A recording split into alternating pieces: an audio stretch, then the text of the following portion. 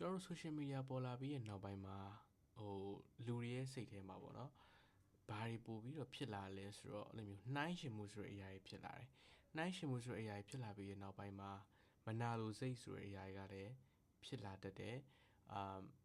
ဒီလိုမျိုးတွေကြုံရတယ်ပေါ့လေအဲ့တော့နားလည်အောင်ပြောရမယ်ဆိုရင်ကျွန်တော် social media ပေါ်မှာလူအများစုကဘာတွေပြောလို့ရှိလဲဆိုတော့သူတို့ဘဝရဲ့ highlight တွေကိုပဲအများစုပြောလို့ရှိတယ်သူတို့ဘဝရဲ့ကောင်းမွန်တဲ့အစိတ်ပိုင်းတွေသူတို့ဘဝရဲ့ကောင်းမွန်တဲ့အရာတွေကိုပဲသူတို့ highlight တွေလုပ်ပြီးပြလို့ရှိတယ်တကယ်သူတို့ဘဝရဲ့ behind the scenes လို့ခေါ်တဲ့နောက်ွယ်မှာကြုံနေရတဲ့အစိတ်ပိုင်းတွေကိုကြတော့ပြောပြလိမ့်မရှိဘူးဖော်ပြလိမ့်မရှိဘူးပေါ့နော်ဘယ်လိုမျိုးဒီနေရာကိုရောက်လာတယ်ဘယ်လိုမျိုးဒီ level ကိုရောက်လာတယ်ဆိုတာတွေကိုဘယ်လိုပြောရမလဲကွာ storytelling ပြောတတ်ရင်ဘယ်လိုပုံစံနဲ့ပဲပြောလူတွေရောအောင်ကျွန်တော်ကပြောပြလို့ရတယ်လေဒီဟာကြီးကတကယ်ဖြစ်တယ်မဖြစ်ဘူးဆိုတာကိုဗီဒီယိုကြည့်နေတဲ့လူတယောက်အနေနဲ့သိမှာမဟုတ်ဘူးကွာသိလားအဲ့တော့ကျွန်တော်တို့လည်းတချို့လူငယ်တွေလာပြီးတော့ပြောကြရတယ်ပေါ့နော်အဲ့လိုမျိုးဘာလို့မပြတာလဲကျွန်တော်အဆင်ပြေတာတွေတို့ကျွန်တော်လုပ်ငန်းတွေအောင်မြင်တာတွေတလားဘလောက်ဝင်တာတွေငွေကြေးတွေစသဖြင့်အဲ့ဒီဟာတွေဘာလို့ကျွန်တော်မပြောရလဲဆိုတော့ကျွန်တော်ကိုယ်တိုင်ကလည်းဒါကြီးကိုပြောပြရတာတိတ်ပြီးတော့မကြိုက်တဲ့ထဲမှာပါတယ်နောက်တစ်ခုက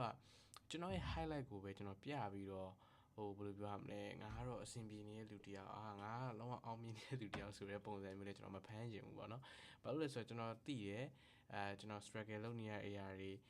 ကျွန်တော်ကိုယ်တိုင်ကြော်ဖြတ်နေရတဲ့အရာတွေကရှိနေတော့မယ်ဗျာဒီလားပြောရမယ်ဆိုရင်ဒါကြီးကိုကျွန်တော်ကဟန်ဆောင်ပြီးတော့ပေါ့နော် storytelling တစ်ခုလုပ်ပြီးတော့ငါဒီလိုအောင်မြင်လာတာငါဒီလိုဖြစ်လာတာငါဘာဖြစ်လာတာညာဖြစ်လာတာဆိုတဲ့ပုံစံမျိုးကြီးနဲ့ကျွန်တော်ကမရှာပြချင်ဘူးကျွန်တော်လည်းဒါကို authentic ဖြစ်တယ်လို့မခံစားရဘူးနောက်တစ်ခုက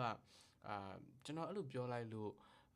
ဘယ်လိုပြောမလဲကျွန်တော်ကို inspire ဖြစ်သွားတယ်ဆိုတဲ့လူထက်ပေါ့နော်ဘယ်လိုမျိုးလူကပုံများသွားမှာလဲဆိုတော့ကျွန်တော်ရဲ့ live ကိုကြည့်ပြီးတော့ဘယ်လိုပြောရမလဲစိတ်ထဲမှာနည်းနည်းတိမ်ငယ်သွားမှာလို့သိရမလားသူတို့ကျွန်တော်နဲ့နှိုင်းရှင်ပြီးတော့တွေးလိုက်မဲ့အတွေးမျိုးတွေပေါ့နော်အဲ့ဒါမျိုးကျွန်တော်မဖြစ်စေဘူးပေါ့နော်မဖြစ်စေချင်ဘူးဘာကြောင့်လဲဆိုတော့ကျွန်တော်ပြောပြရမယ်ဗျာကျွန်တော်မှတငယ်ချင်းတွေရှိရပေါ့နော်ကျွန်တော်ငယ်တငယ်ချင်းတွေလည်းရှိတယ်အဲ့လိုမျိုးပေါ့ကျွန်တော်လက်ရှိအသက်20 21ဗျာအဲ့တော့ပြောရမယ်ဆိုရင်ဘယ်သူမှဒီရွယ်လို့လည်းမထင်ဘူးပြီးတော့ကျွန်တော်တယောက်တည်းရန်ကုန်ရောက်လာတယ်ကျွန်တော်နယ်ကနေပြီးတော့တက်လာတယ်ကျွန်တော်ရွာကနေပြီးတော့တက်လာတယ်လူတယောက်ဗျာအဲ့တော့ဒီဟာကြီးပြောလိုက်ရင်ကွာသိရမလားတချို့ကတော့ထင်လိမ့်မယ်အမင်းအများကြီးလုံနိုင်ခဲ့တယ်ဘာဖြစ်တယ်ညာဖြစ်တယ်ဆိုပြီးတော့ကျွန်တော်ရဲ့ဒီ highlight လေးကိုပဲမြင်လိမ့်မယ်ဒါပေမဲ့ကျွန်တော်နောက်မှာ struggle ဖြစ်နေတဲ့ဟာအများကြီးရှိရဗျာအဲ့တော့ပြောချင်တာကျွန်တော်တငယ်ချင်းတွေရှင်းအောင်မှသိရမယ်ကျွန်တော်အဲ့လိုမျိုးတွေပြောလိုက်ရင်သူတို့စိတ်ထဲမှာတိမ်ငယ်သွားမှာဆိုတဲ့စိတ်နဲ့ကျွန်တော်သူတို့နဲ့ level 2ပဲပေါ့နော်ငါဘာမှမဟုတ်ဘူးဒါကြီးအဆင်ပြေ AC ငါလုံးဝ just normal ပဲအဲ့လောက်ကြည့်ဒီငါ့ကိုအထင်နေမကြီးနဲ့ပေါ့နော်အဲ့လိုမျိုးတွေကျွန်တော်ကိုအမြဲတမ်းနှိမ့်ချပြီးတော့ပဲကျွန်တော်ပေါင်းစင်းဆက်ဆံဖြစ်တယ်ဘယ်သူနဲ့ပဲတွေ့ပေါ့နော်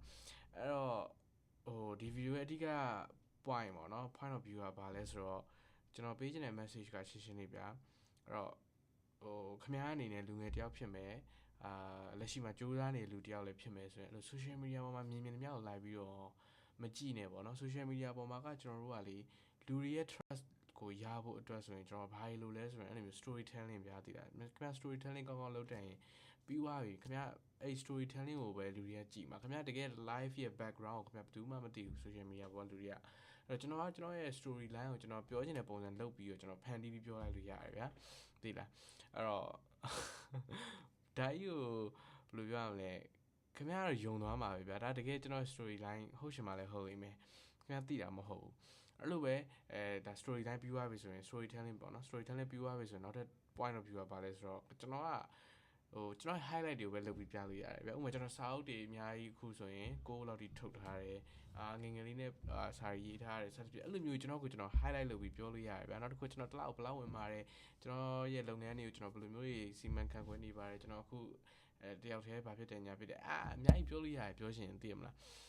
ဒါပေမဲ့ဘာဖြစ်လဲဆိုတော့ဒါရဲ့ကျွန်တော် highlight တွေဗျာသိတယ်ကျွန်တော် highlight ကြီးကိုကျွန်တော်ကညာပြီးတော့ပြောနေရသလိုမျိုးကျွန်တော်ခံစားရတယ်ပေါ့နော်အဲ့တော့ကျွန်တော်ကတော့ဘယ်လိုမျိုးပဲပြောဖြစ်လဲဆိုတော့ကျွန်တော်လည်း struggle လုပ်နေရတဲ့လူတယောက်ပဲဘာခေါင်းကြီးမှမဟုတ်နေသေးဘူးပေါ့နော် just လူငယ်တယောက်ပဲကွာအဲ့တော့ကျွန်တော်ကတော့ဘာတွေပဲပို့ပြီးတော့ပြောဖြစ်လဲဆိုတော့ကျွန်တော်ဖြတ်တန်းခဲ့တဲ့ life ရဲ့ journey အရာပေါ့နော်ကျွန်တော်တကယ်လှုပ်ဖြစ်ခဲ့တဲ့နီလန်းလေးတွေကျွန်တော်တကယ်ကျင့်သုံးခဲ့တဲ့အတွေးခေါ်လေးတွေဒါတွေကိုပဲကျွန်တော်က focus ထားပြီးတော့ပို့ပြောဖြစ်တယ်ပေါ့နော် အဲ့တော့ yeah ပြောရင်နဲ့ဟိုလေကုန်ပြီလားတော့မသိဘူးပေါ့အဓိကပြောချင်တဲ့ point ကတော့ရှင်းနေပဲခင်ဗျားရဲ့ဘဝကိုဟို social media မှာရှိတဲ့လူတချို့ရဲ့ highlight တွေကိုကြည့်ပြီးတော့ခင်ဗျားသိပြီးတော့မနိုင်ရှင်ပါနဲ့ပေါ့နော်ဒါရတကယ်ကြတော့ဘာမဟုတ်သိရမလားလူတိုင်းကိုတွားပြီးတော့လေဒီ highlight ကိုကြည့်ပြီးတော့ဟာသူ့ဘာကြီးအမိုက်လိုက်တာဆိုပြီးတော့တွားမတွေးရင်ပါနဲ့လူတိုင်းမှာအဲ့လို behind the scenes တွေရှိရကွာ behind the scenes တွေကိုခင်ဗျားမမြင်နိုင်ဘူးပြောချင်တာသူတကယ်ကြိုးစားပြီးအောင်မြင်လာလည်းဖြစ်လိမ့်မယ်သူဒီဟာ storytelling တခုလုပ်ပြီးတော့ပြောတာလည်းဖြစ်လိမ့်မယ်အဲ့တော့